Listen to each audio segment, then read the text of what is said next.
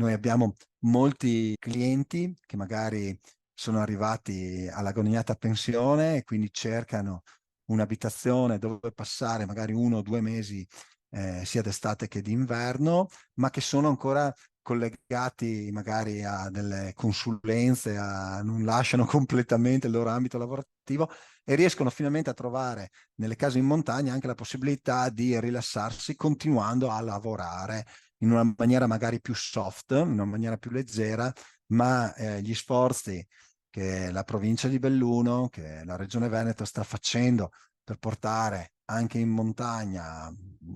la fibra, la connessione internet ad alta velocità, è uno sforzo importante ed è uno sforzo che noi possiamo sfruttare nella promozione dei nostri appartamenti.